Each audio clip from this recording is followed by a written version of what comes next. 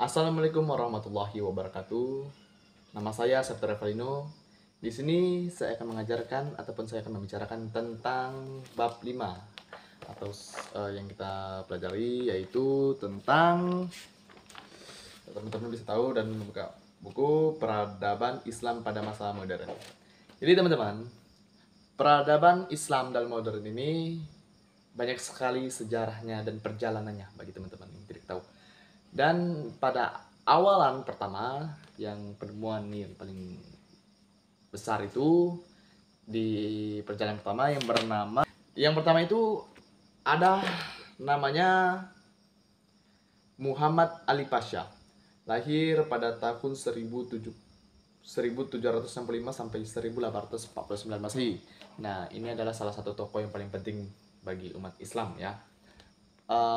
Bagi teman-teman yang tidak tahu, apa sih ya kan yang menyebabkan peradaban Islam pada masa modern? Sebenarnya teman-teman bisa mengetahui bahwasanya peradaban Islam pada masa modern ini termasuk bisa mempengaruhi agama non ya. Kenapa bisa saya mengatakan seperti itu? Karena bahwasannya contohnya yang kita mengetahui ini adalah peradaban Islam pada masa modern ya kan.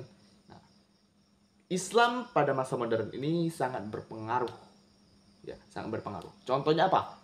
Di masa modern ini timbullah lampu. Jadi ada lampu, ada listrik, ada mic. Itu diciptakan bukan dari agama Islam orang yang membuatnya. Penemu listrik Thomas Alva Edison, ya kan? Mic itu penemuannya bukan dari agama Muslim, tetapi kita cukup kena apresiasi bahwasannya mereka sudah menjayakan Islam di masa modern ini. Tetapi teman-teman, kita cukup tahu bahwasannya mereka akan tetap dipertimbangkan di akhirat sana. Kenapa sih dia tidak masuk surga aja? Bahwasanya password kunci surga itu adalah sholat. Nah, dalam kita password kunci surga itu adalah sholat. Contohnya Thomas Alva Edison membuat listrik. Pahalanya sebanyak mungkin karena dia sudah membantu umat Islam. Membantu umat Islam contohnya adalah Masjidil Haram.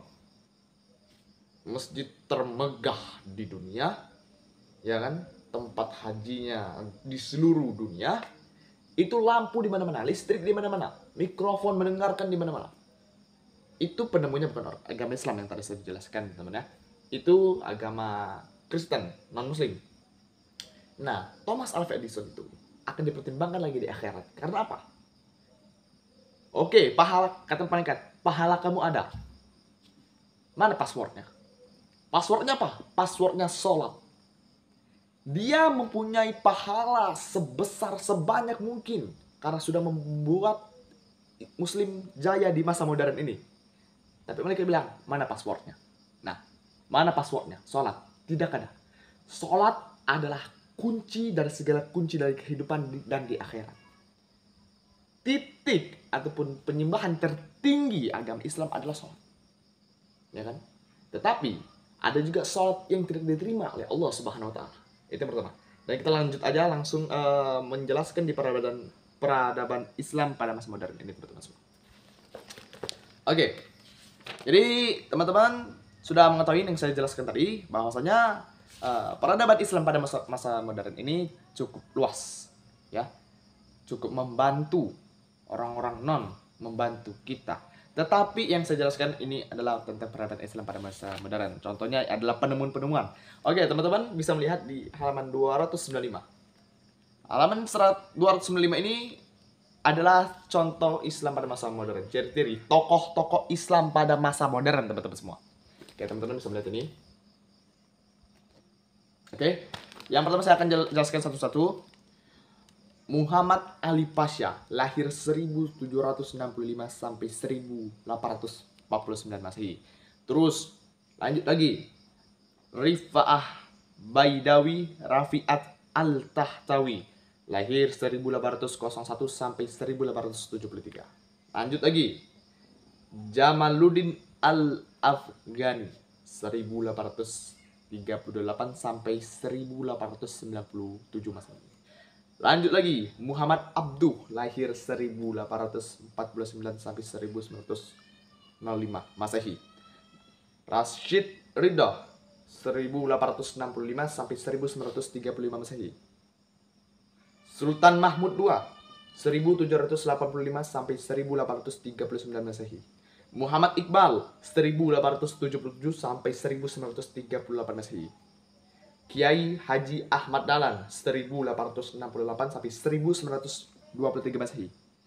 Kiai Haji Hashim Ash'ari lahir 1871 sampai 1947 Masehi. Jadi teman-teman, ini adalah contoh tokoh-tokoh Islam pada masa modern. Ini adalah masa-masa modernnya. Dan kita membuka sebelahnya. Di sini halaman 296 ada ayat yang menjelaskan tentang yang membuat agama Islam, peradaban Islam. Jadi gini. A'udzubillahi minasyaitonirrajim. Bismillahirrahmanirrahim. Ya ayyuhalladzina amanu taqullaha wal tanzur nafsum ma qaddamat lighad.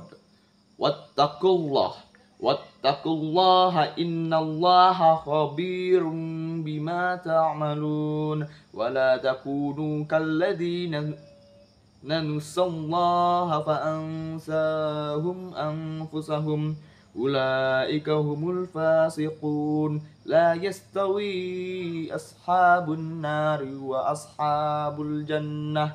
Ashabul jannati humul faizun. Lau anzalna hadzal qur'ana ala jabalin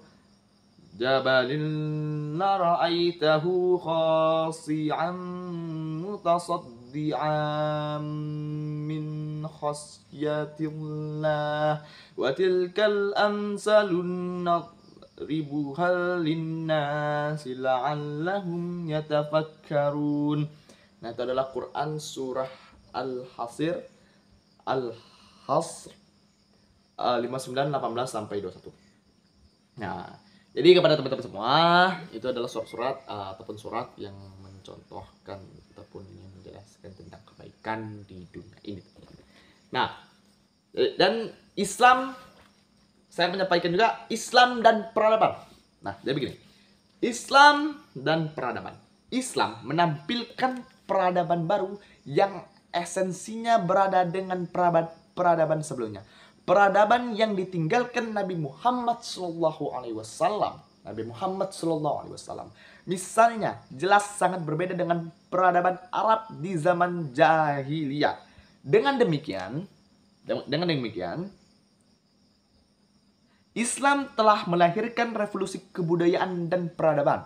Meskipun demikian, pengaruh lokal adalah proses alami yang tidak dapat dihindarkan. Akan tetapi, pengaruh ini justru memperkaya peradaban Islam itu sendiri. Contoh, masjid yang dibangun Umar bin Khattab, Dome of the Rock, terletak di Yerusalem, ternyata memiliki arsitektur kombinasi antara Persia dan Romawi.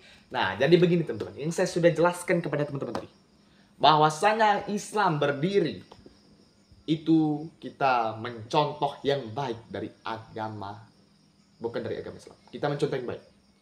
Bahwasanya, jadi begini, kita berkawan, kita melihat, kita membaikkan orang itu jangan melihat dari agamanya apa. Membantu orang jangan melihat dari agamanya. Mencintai orang jangan melihat dari agamanya apa. Dan ini sudah tentang jelas bahwasannya orang-orang saudara kita yang non cukup membantu agama Islam. Contohnya ini saja yang saya sudah jelaskan di halaman 297. 297. Nah, 297 ini diteruskan Islam dan peradabannya. Umar bin Khattab membangun masjid yang bernama Dome of the Rock, terletak di Yerusalem. Ternyata memiliki arsitektur kombinasi antara Persia dan Romawi. Persia ada di Iran, yang sekarang menjadi negara Iran, dan Romawi. Nah, Romawi ini terletak paling besar dia ada di Italia. Kenapa di Italia? Karena Italia ini adalah termasuk kerajaan-kerajaan yang cukup besar. Contohnya Romawi. Oke. Contoh yang lebih dekat lagi dan telah berusia berabad-abad adalah Menara Kudus yang merupakan akulturasi unik persentuhan dua kebudayaan. Menurut Rick Flash, ahli sejarah Islam Jawa menyimpulkan bahwa kehadiran Islam di Jawa sangat diwarnai dengan proses harmonisasi dan tidak mengusik elemen-elemen Hindu dan Buddha. Maka Menara Kudus sesungguhnya sangat relevan jika diangkat sebagai simbol kehidupan masyarakat yang cinta akan hidup berdampingan dalam perbedaan. Salah satu yang mengesankan dalam sendi-sendi peradaban Islam adalah pendidikan seumur hidup, lifelong education, yang terukir dalam sejarah sekaligus sabda Nabi Muhammad Sallallahu Alaihi Wasallam. Carilah ilmu dari sejak bayi sampai ke liang lahat. Islam menempatkan ilmu dalam tempat yang khusus dan memberi nilai lebih terhadap ilmu. Saksinya adalah ratusan hadis dan ayat-ayat Al-Quran yang berhubungan dengan ilmu. Hal tersebut masih diperkuat dengan fakta-fakta sejarah. Jadi teman-teman semua, contohnya juga ada di Masjid Menara Kudus. Ya. Itu umurnya sudah berabad-abad. Itu kita sambut ataupun kita juga bisa mencontoh dalam kebudayaan Hindu-Buddha. Kenapa saya bisa menyatakan itu Hindu-Buddha? Karena jelas Islam bisa dibilang agama pendatang di negara kita, Nusantara ini. Jadi teman-teman semuanya, sudah jelas teman-teman, Islam di zaman modern ini dari awalnya dan sampai ke masa-masa modern ini cukup besar perjuangannya, ya. Jadi cukup besar ya teman-teman ya. Oke, jadi sebelum membahas peradaban Islam pada masa modern lebih lanjut, alangkah baiknya kalian mengetahui perbedaan secara umum, ataupun kalian akan harusnya mengetahui secara umum bagaimana cara silsilah ini. Jadi saya akan menyampaikan bahwasanya klasik ini adalah dari tahun, teman-teman bisa melihat dulu ya sebelumnya, teman-teman bisa melihat dari halaman 299, 650 sampai 1250 Masehi. Keterangan periode ini dibagi menjadi dua masa, yaitu masa kemajuan Islam 1 antara tahun 160 sampai 1000 Masehi. 2. Masa disintegrasi antara tahun 1000 sampai 1250 Masehi.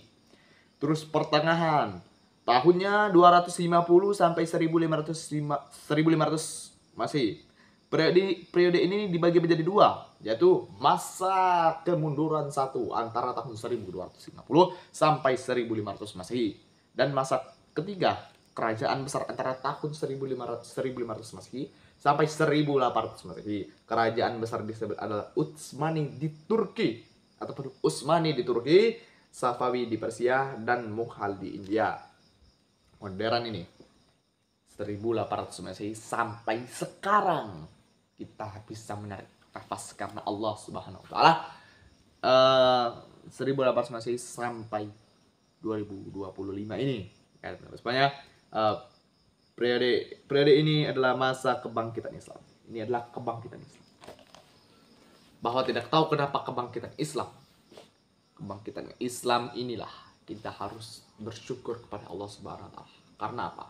Tokoh-tokoh ini ataupun ya juga termasuk menjadi peradaban Islam pada masa modern ini. Kita sudah enak sekali sudah di zaman ini.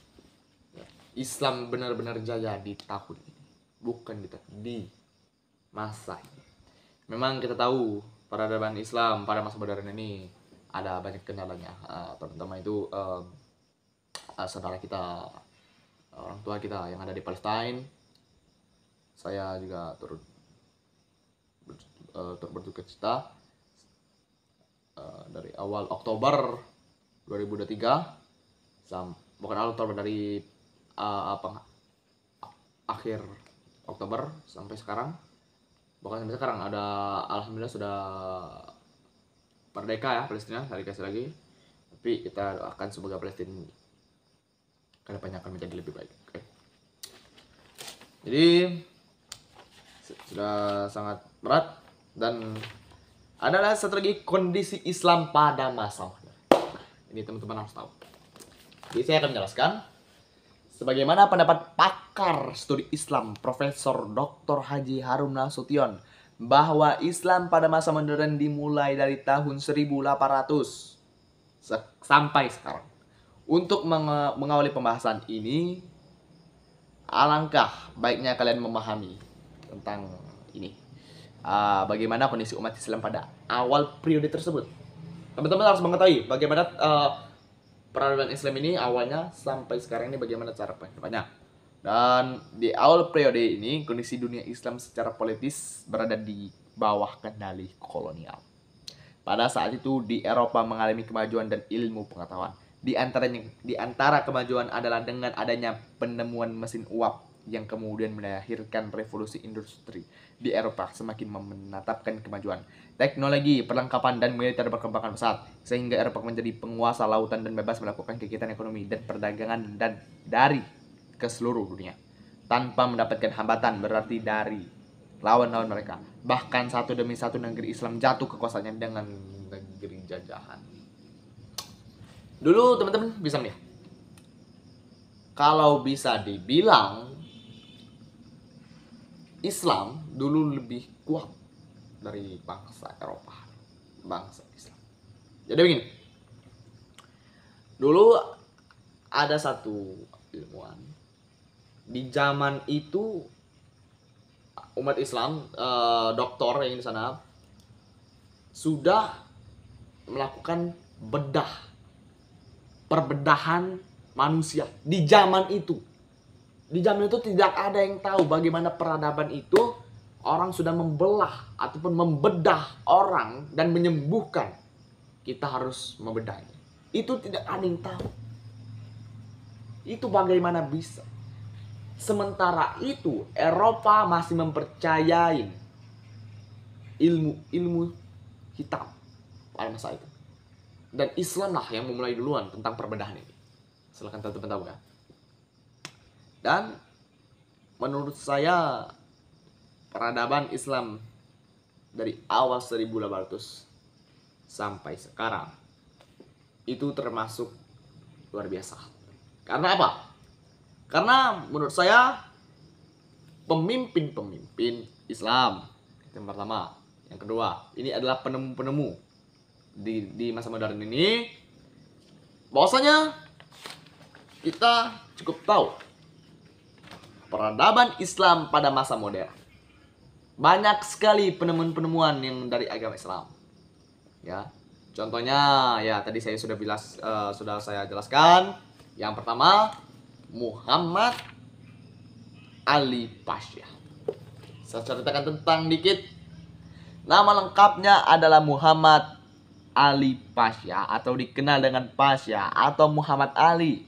Pasha adalah pelopor kebangkitan Islam di Mesir yang lahir pada bulan Januari 1765 Masehi di Kawalah bagian utara Yunani. Nah, teman-teman, sebelumnya Yunani ini adalah nenek dari segala nenek moyang di negara Eropa.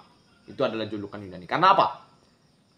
Alexander the Great, Paulus itu adalah dari negara Yunani.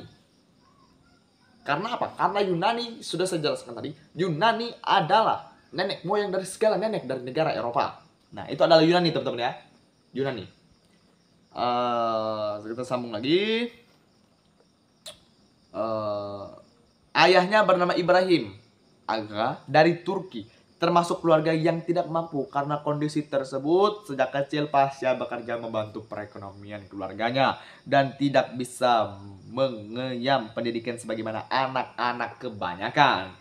Dulu kalau kita tahu atau yang sudah kita dengar, Muhammad Ali Pasha ini lahir di Yunani. Di zaman itu saja sekolah sudah jaya sekali.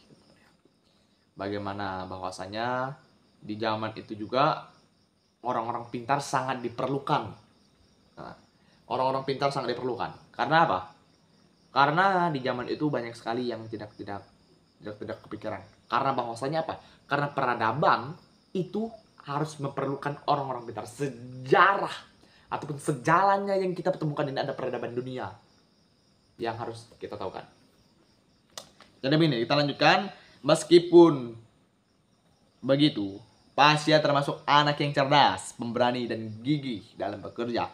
karakter ini yang menempa dan mengantarkannya menjadi pemimpin di Mesir. Nah, sudah besar, dia ke Mesir. Mesir adalah negara salah satu Islam di Afrika. Negara-negara Islam di Afrika itu ada Aljazair, Maroko, Mesir, ya, Sahara Barat. Kita lanjut lagi. Bahwasanya Mesir yang sudah saya jelaskan tadi adalah negara-negara Islam di Afrika. Dan Afrika pun menjadi negara ataupun benua yang banyak sekali menimbulkan ataupun menjadi peradaban Islam di negara ini banyak sekali. Contohnya apa? Contohnya Bilal bin Rabah, muazin pertama. Ya, pertama. Itu adalah peradaban. Itu kenapa saya masukkan? Itu karena peradaban Islam. Peradaban Islam. Dia lahir di Afrika, di benua Afrika.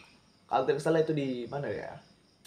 Di Ethiopia. Saya juga tidak tahu, tetapi teman-teman bisa searching di Google. Dan Bilal bin Rabah ini adalah salah satu orang kulit hitam.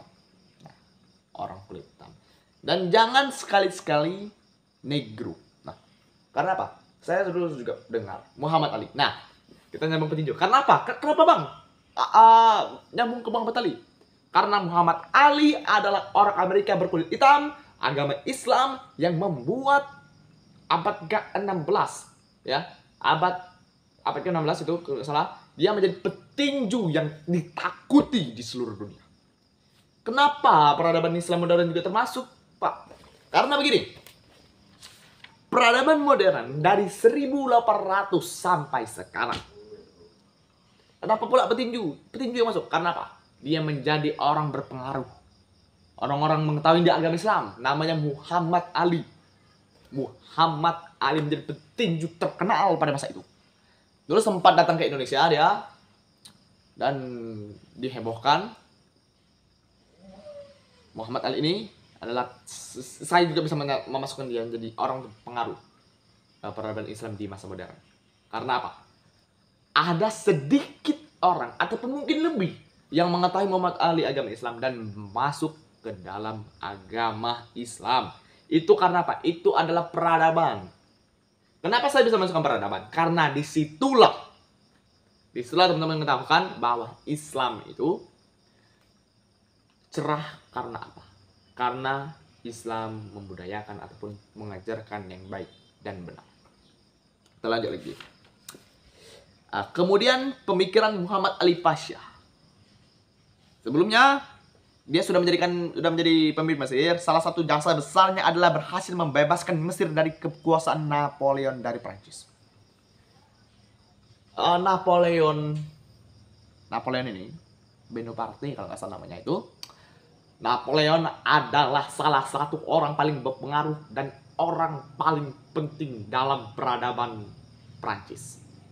Oke, peradaban Prancis. Napoleon Bonaparte kalau nggak salah ya, saya juga lupa. Sehingga Sultan di Turki merestui Muhammad Ali Pasha menjadi wali Mesir, membangun peradaban umat Islam yang rahmatan lil alamin di masa yang akan mendatang. Ketiga, mengkaji ilmu-ilmu keislaman, nahwu, syaraf, fikih, ushul, fikih, mantik, bahasa Arab, ulum Al-Quran, ulum hadis, al-hadis, dan sebagainya, dengan fondasi untuk memahami Islam dengan komprehensif. Belajar sejarah pada masa modern, kalian akan mengetahui kelebihan dan kelemahan pada masa lalu. Hal ini menjadi bahan introspeksi untuk menatap masa depan umat Islam, teman-teman. Berpikir dinamis sesuai dengan perkembangan zaman, baik sekarang maupun pada masa yang akan mendatang. Umat Islam seharusnya menjadi pelopor perubahan sebagaimana termaktub dalam Quran surah Al-Ra'd 13-11. Memperkuat semangat ukhuwah Islamiyah, persaudaraan sesama umat Islam, ukhuwah wadhaniyah, persaudaraan sesama warga negara, dan ukhuwah basyariyah, persaudaraan dengan sesama manusia. Agama Islam mengajarkan kita persaudaraan dengan sesama manusia. Dan Ali bin Abi Thalib pernah berkata, kalau saya, ini Ali bin Abi Thalib, jika dia bukan saudaramu dalam agama, maka dia saudaramu dalam kemanusiaan. Itu yang saya sudah jelaskan. Ukhuwah basyariah. Jika dia bukan saudaramu dalam agama, maka dia adalah saudaramu dalam kemanusiaan. Jelas teman-teman? Ukhuwah basyariah. Persaudaraan dengan sesama manusia. Dan yang terakhir, semangat untuk berkarya, baik melalui kebijakan progresif maupun kitab atau buku atau majalah untuk menebarkan ide-ide kreatif dan inovatif untuk perubahan yang lebih baik di masa yang akan mendatang. Tutup salam dari saya. Wassalamualaikum warahmatullahi wabarakatuh. Sampai jumpa.